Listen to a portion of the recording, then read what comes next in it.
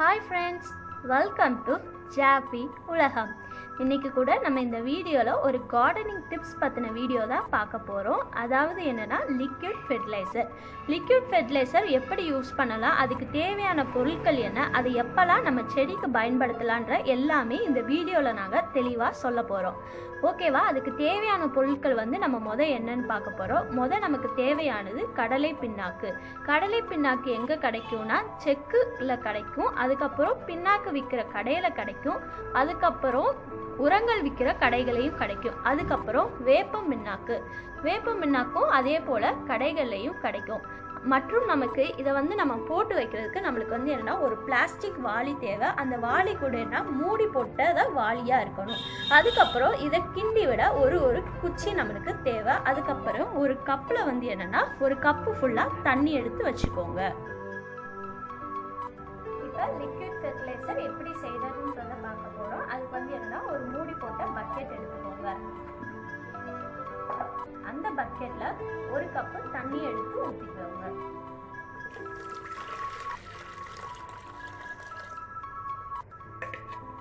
கடலை பிண்ணாக்குல என்னன்னா நைட்ரஜன் சத்து இருக்கு, மைக்ரோநியூட்ரியன் சத்து இருக்கு, புரோட்டீன்ஸும் இருக்கு.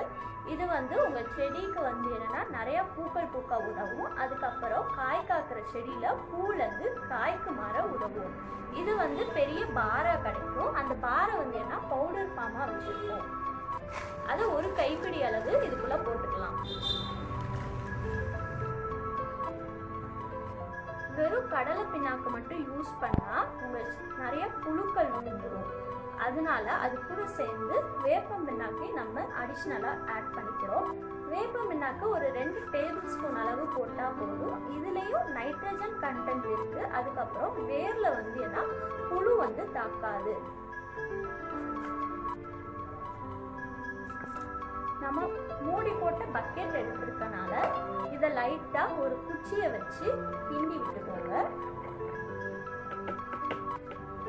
கிண்டிட்டு இதை அப்படியே மூடி வச்சிருங்க.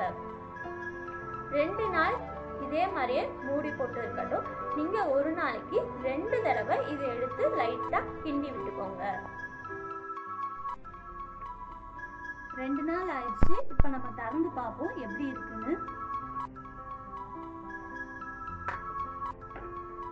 இந்த மாதிரி தான் கொஞ்சம் திரியா இருக்கும். அது ஒன்றும் பிரச்சனை இல்லை. நீங்க நல்லா ஒரு குச்சியை வச்சு அதை நல்லா இப்படி கிண்டி விட்டுக்கோங்க.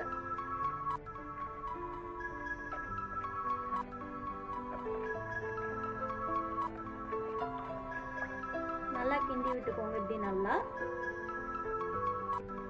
இந்த கடலை பிண்ணாக்கு ஒரு பங்கு எடுத்தா 10 பங்குக்கு தண்ணி எடுத்து அதை உங்க செடிக்கு யூஸ் பண்ணணும். நம்ம ஒரு பங்கு கடலை பிண்ணாக்கும் வேப்ப பிண்ணாக்கும் எடுத்து வச்சிருக்கோம். இதை 10 மடங்கு தண்ணியோட சேர்க்க போறோம்.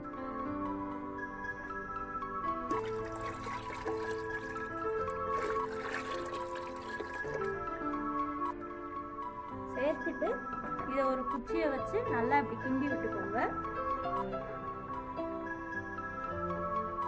இதை நீங்க ஸ்ப்ரே பண்ணணும்னா ஸ்ப்ரேல என்னன்னா அந்த துகள்கள் மாட்டிக்கிடும். அதனால நீங்க என்னன்னா இந்த மாதிரி ஒரு பாட்டில் மூடியில ஓட்டை போட்டு வச்சுக்கோங்க. இதை உங்க செடிகளுக்கு என்ன அப்படியே தெளிக்கலாம்.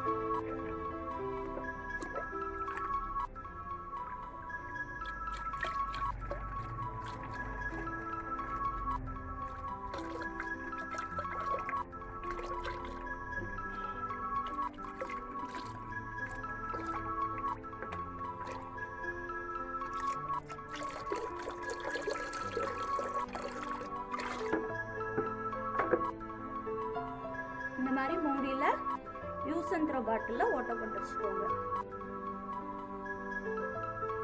இதை இந்த மாதிரி இலைகளுக்கும் தெளிக்கலாம். இல்லாட்டி கீழே எப்பயும் போல நம்ம தண்ணி தெளிக்கிறதுக்கு யூஸ் பண்ற மாதிரி தெளிக்கலாம். நல்லா வரும்.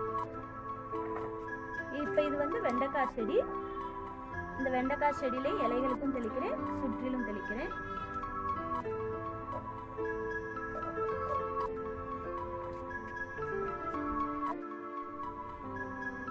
இந்த மாதிரி ரோஸ் செடிங்களுக்கு அப்படியே நம்ம ஊற்றலாம்.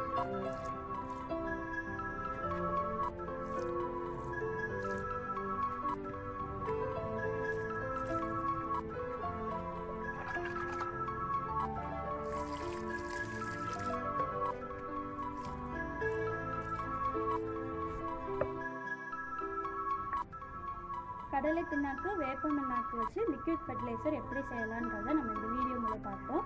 இதை வந்து உங்கள் இலைகளுக்கும் நீங்கள் தெளிக்கலாம், இல்லாட்டி வேறு பகுதிக்கும் நீங்கள் வந்து இதே மாதிரி தெளிக்கலாம். இப்படி தெளிச்சிங்கன்னா பூ பூக்கிற செடியில் நிறையா பூக்கள் வரும், காய் காய்க்கிற செடியில் நிறையா காய்கள் வரும். இந்த வீடியோ பார்த்ததுக்கு ரொம்ப தேங்க்ஸ். இந்த வீடியோ உங்களுக்கு பிடிச்சிருந்துச்சுன்னா லைக் பண்ணுங்கள், ஷேர் பண்ணுங்கள், கமெண்ட் பண்ணுங்கள். மறக்காமல் ஜாப்பி உலகம் சேனலை சப்ஸ்கிரைப் பண்ணுங்கள்.